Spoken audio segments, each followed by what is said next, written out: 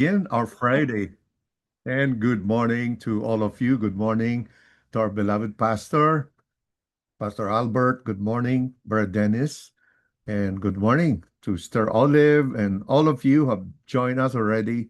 Good morning po. Merlin, we we have some sisters from all over the country. Doc Jan, so, siyempre, good morning. And all of you are coming to join us today. Yeah, let's share that's the invite po and remind others that today is a special day to rejoice in the Lord. Wow.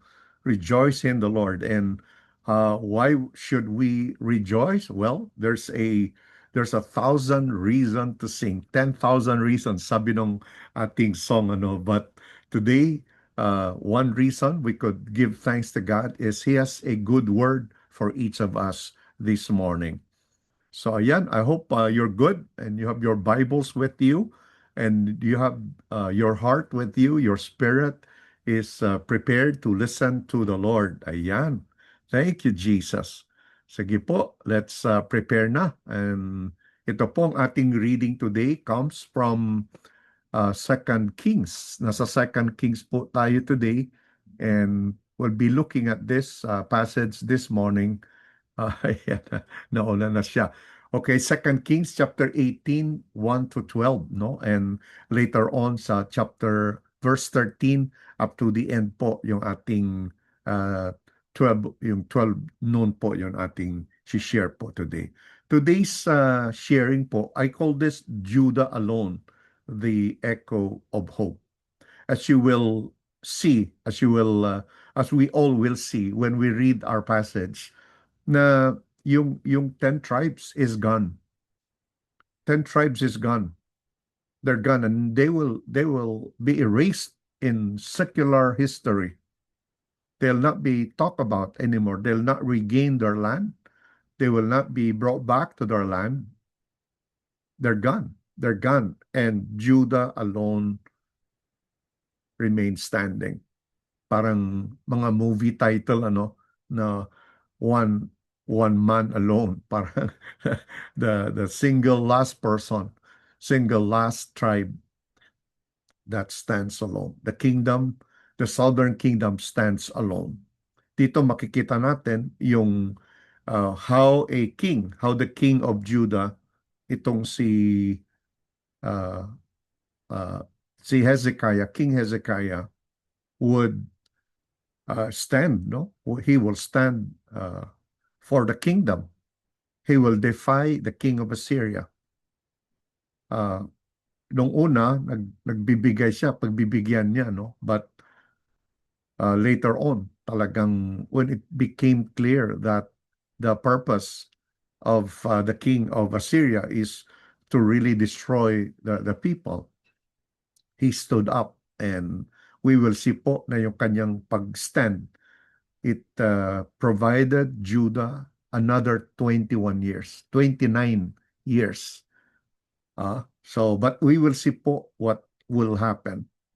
So, and of course, itong si Hezekiah is going to point us to the one who will stand, another king who will stand and not stand for 29 years, not delay the judgment for 29 years, pero si Hezekiah prepares us for the one king who will come, the one king who will not only delay the judgment, but who would take the judgment upon himself and also to really rescue us and bring us into the kingdom of God. So I think, ayan po, let's read our passage this morning.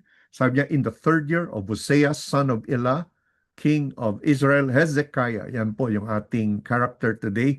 Hezekiah, son of Ahaz, king of Judah, began to reign. He was 25 years old when he became king, and he reigned in Jerusalem 29 years.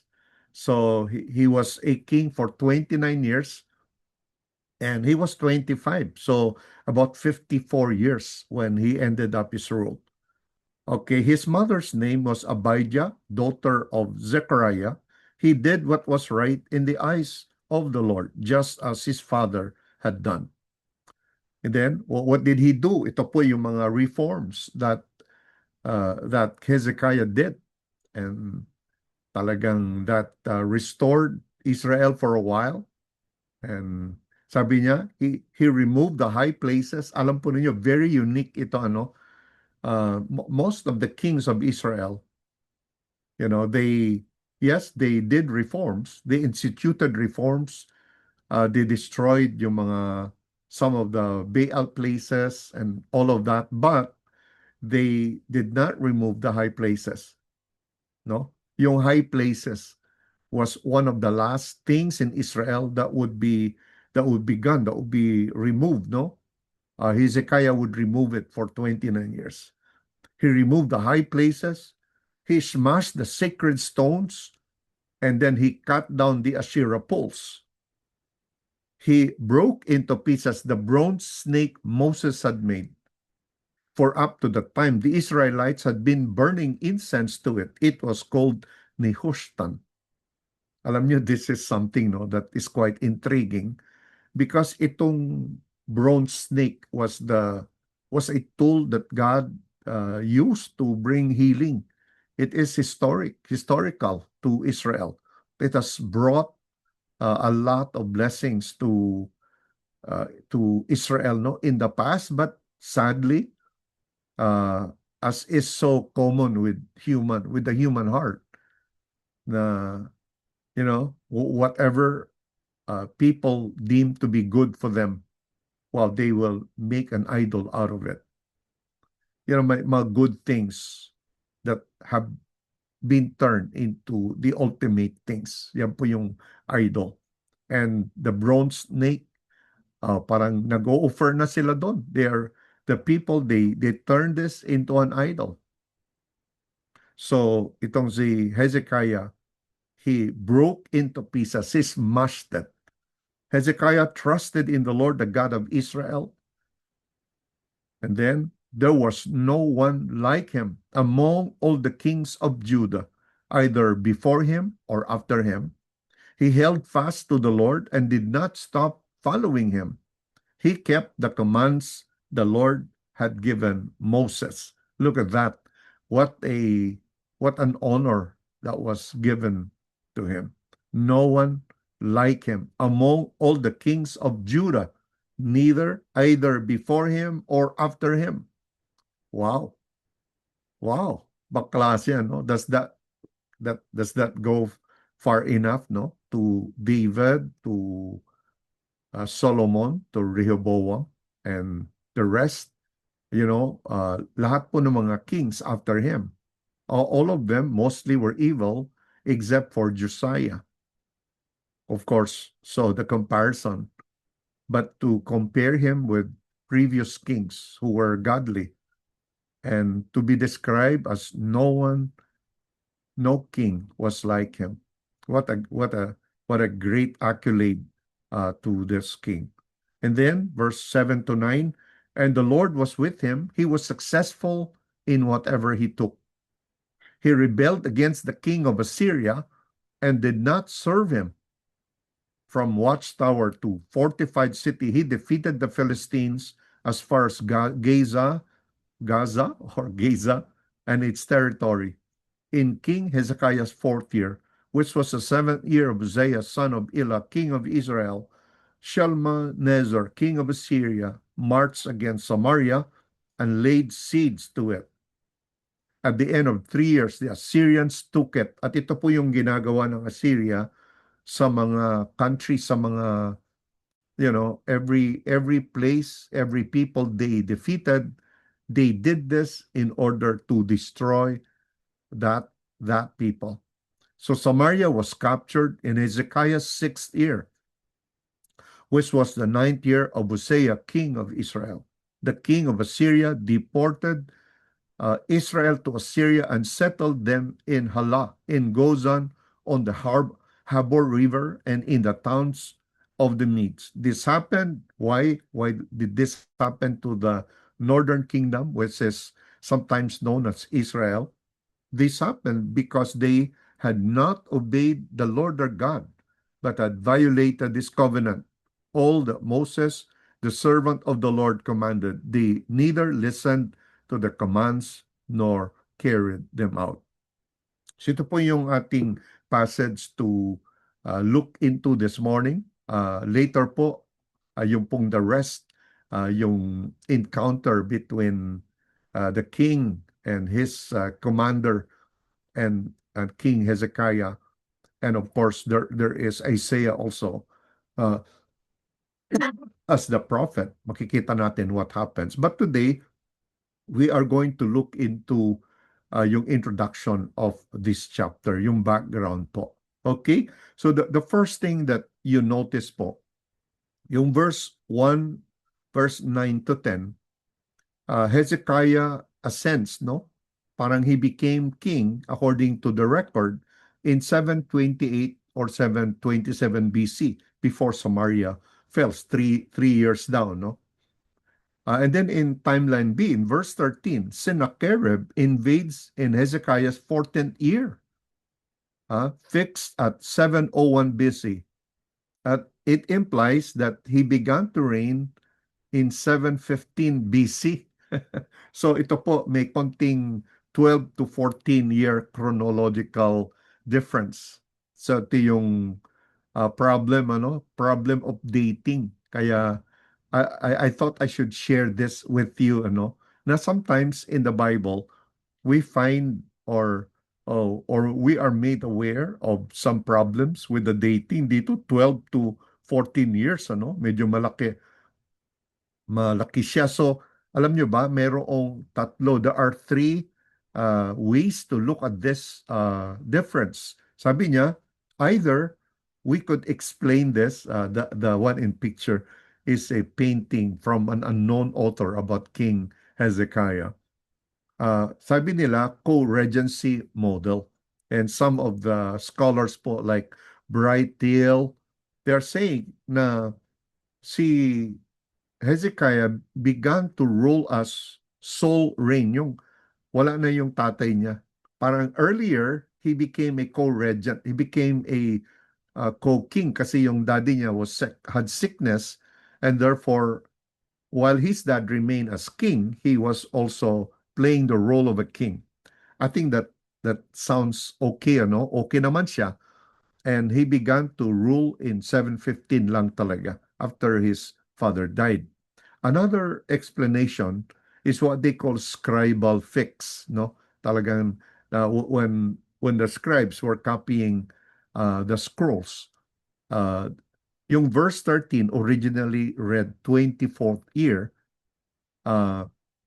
verse 13, what an easy numerical scribal sleep, no? Talagang uh, nagkaroon na ng pagkakamali yung pagsulat, but later on they now that we can see na that's a possible explanation. But yung explanation ni Barnes po, sabi niya, yes, there appears to be a discrepancy, but to the Old Testament people, that's not what is important. What's important is the fact that the purpose of this recording is to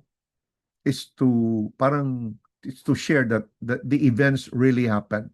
Yung dating was secondary in our minds. Unlike today, na very precise tayo sa dating, during their times, because of different culture and all that, what is important is, so what is God speaking?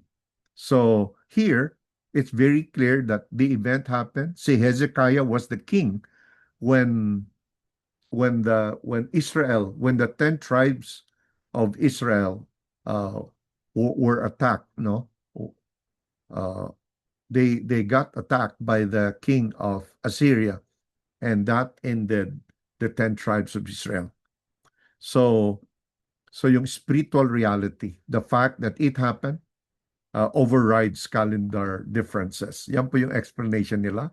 And for me, it just makes sense. It's just okay for me to know that it really happened and the message is unaffected. Okay? So ayan po. So why did the Northern Kingdom, what Why did this happen to them? Bakit nangyari po ito? How can this be explained? Well, sabi niya sa chapter 17, dito sa left side of the screen, therefore the Lord was very angry with Israel and removed them out of his sight. No? Removed them out of his sight. There was none left but the tribe of Judah only. Now, that verse in the chapters in chapter 17 reminds us that even Judah was not doing well. No? They were not doing well. They were also following the examples of the northern kingdom. Of course, it's not as common. Doon sa northern kingdom, halos lahat talagang it's a complete downward spiral. Talagang they disobeyed the Lord. They ignored His commandments and wala talaga until God decided He will take them away. So in fact, God used the ruthless Assyrians. Uh, uh, Talagang He raised the Assyrians in order to become His sand of judgment against Israel para i-discipline sila. And the cause, verse 12, because they did not obey the Lord and they violated this covenant. And the result, the 10 tribes got deported, scattered, and permanently erased from secular history. That was their end. But also, from the author's perspective, this means that Judah stands alone. Siya na lang. And when you read the story po, yung 49 49 strongholds of Judah, talagang they got yung king of Assyria defeated them. And now the city stands alone, and the king and each people inside the city of Jerusalem stands alone. So Judah alone, as a kingdom, Judah stood alone, and after a while, only the city of Jerusalem stood alone. Everything else has been placed under, was defeated by the king of Assyria. So imagine that downward trajectory, the danger of cultural gravity. So Judah stands isolated against a terrifying world superpower.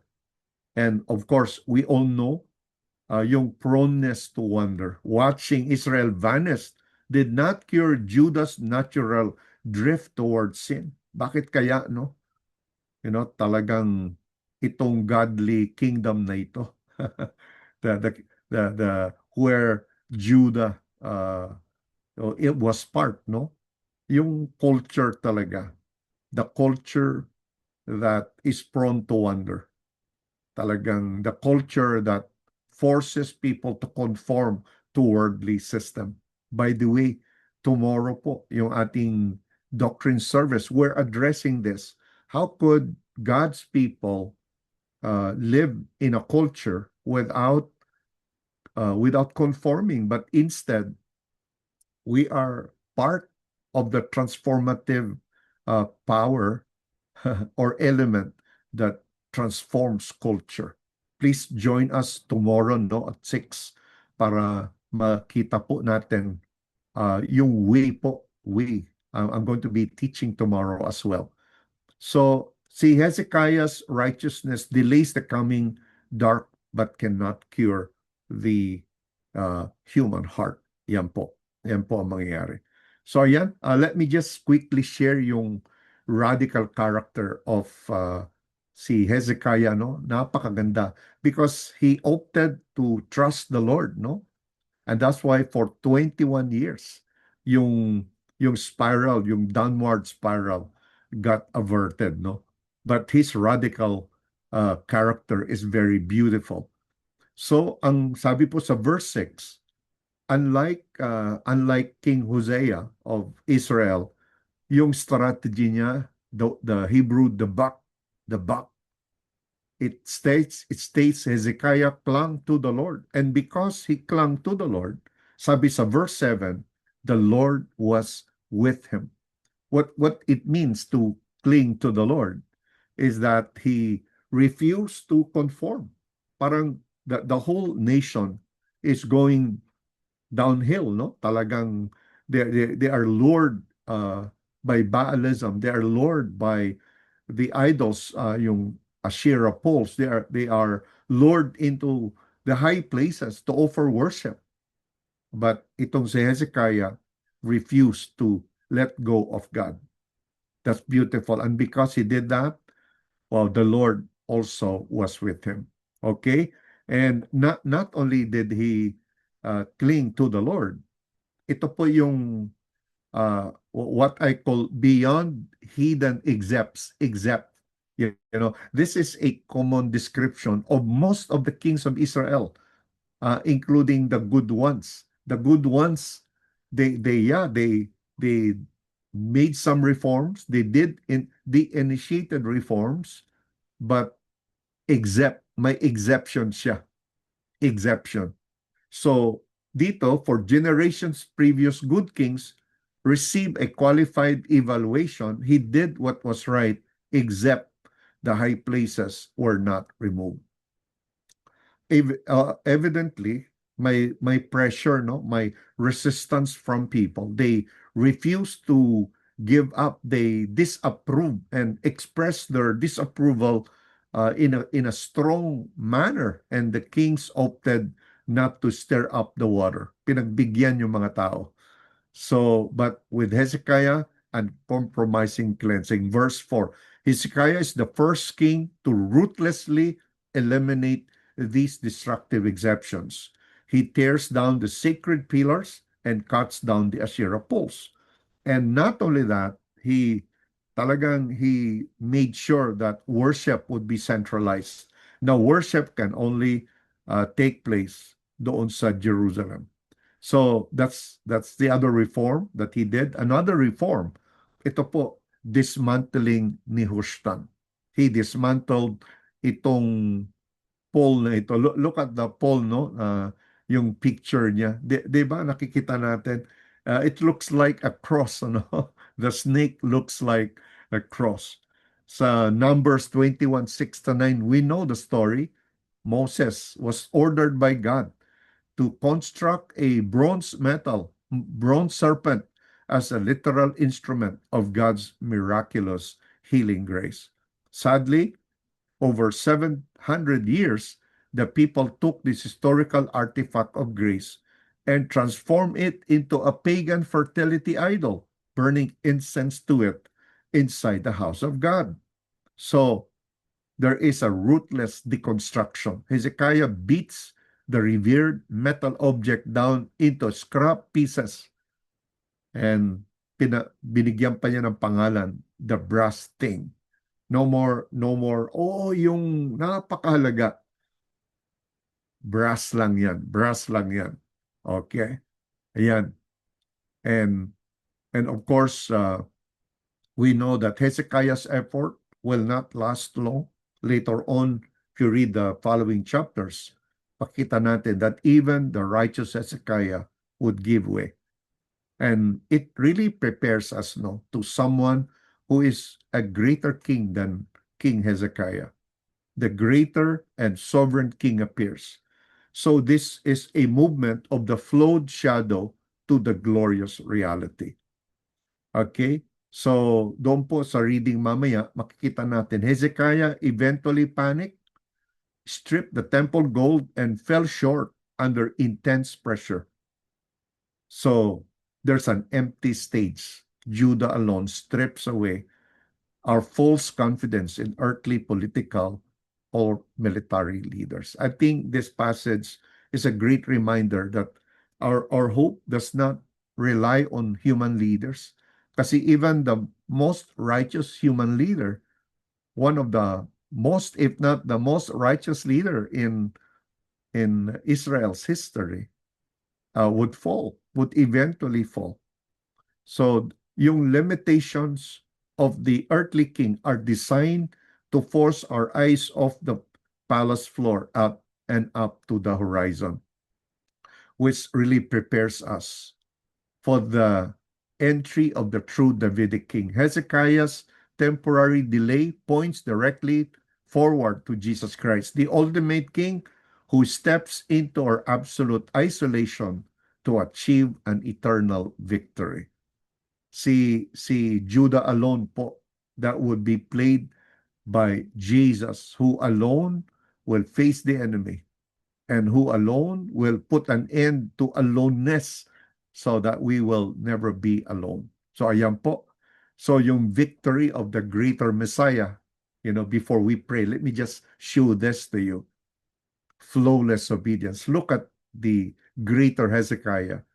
Kasi si Hezekiah, he points to the Lord Jesus Christ. Flawless obedience, crushing the serpent, breaking the magnet of the world, and he provides the permanent rescue. And how will Jesus do that? With his perfect life, with his infinite suffering, yung kanyang suffering sa cross, and then, of course, the resurrection. Praise the name of Jesus. Ayan. So ang shift po natin moves towards King Hezekiah, and now we look at the Lord Jesus Christ. Okay? In Christ, the people of God are never truly isolated or doomed. Okay? Judah alone means our eyes are fixed exclusively on the Lion of Judah. Amen. Yung earlier po, yung Judah alone means risk and danger, because Judah stands alone. But now, Judah alone means our eyes are fixed exclusively on the Lion of Judah. Wow. Amen. Thank you, Lord. I hope you are encouraged today to just keep looking at this Lion of Judah alone. Okay? So yan po, ito po yung prayers po natin. Please take note of these 4 prayers. Let's pray po. Join me in prayer. First, Lord, thank you for your words. Thank you for reminding us that the Hezekiah is a good example and a picture of someone who defied the enemies and trusted in you. And for many years, he was able to do that. But also, Lord, we are reminded today that our best efforts will never be enough. Lord, we need the one who comes from Judah, the Lion of the tribe of Judah, who would come and face the enemy alone, who would face him in combat and in the process defeat the enemy through his death and his resurrection. And that's why today we pray for the grace to cling on you. This word, the back. Pray for a supernatural resolve to wield our hearts to you and to your word. Lord, we also pray that you empower us to confront the hidden accepts, the things that we treasure, the things that we value too much, Lord, that we think we cannot live without them. But instead, Lord, help us to confront them. Help us to yield them to you, to remove them, remove those high places, because there's only one high place, and that is your throne, to look up to you on that cross. Oh God, Lord, so we ask the Holy Spirit to expose and uproot long-standing areas of compromise in our lives. Help us, Lord, that there will be no more compromises, that will be faithful to you, Panginoon.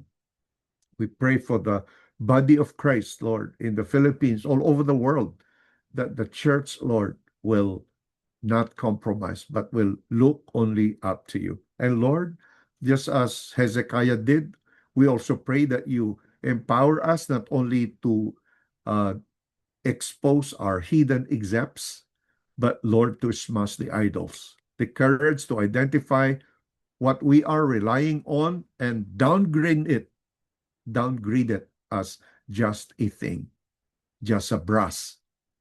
Nothing. My treasure is Jesus Christ. And Lord, help us to rest in the true King. Lord Jesus, you are our true King. You are the one who came. You're the one who, though you are God, did not grasp equality. You just submitted yourself completely to the Father and obeyed him even in death. And that's why, Lord, you have been exalted. You are exalted as Lord and King over all. And we bow our knees to you this morning. We bow to you. We rest in you. And Lord, we shift from human striving. We shift, Lord, from dependence on our leaders, our human leaders. And Lord, we put that dependence on you alone. We rest in you alone, in the completed victory of Jesus Christ. Thank you, Lord. Thank you for giving us amazing words today, and we love you with all our hearts. Thank you, Lord, for blessing your people. Help us, Lord, to keep looking up to you today. In Jesus' name, amen. Yeah, please join us at 12 again for the reading of the rest of 2 Kings chapter 18. God bless you. Thank you, Paul, for joining me today.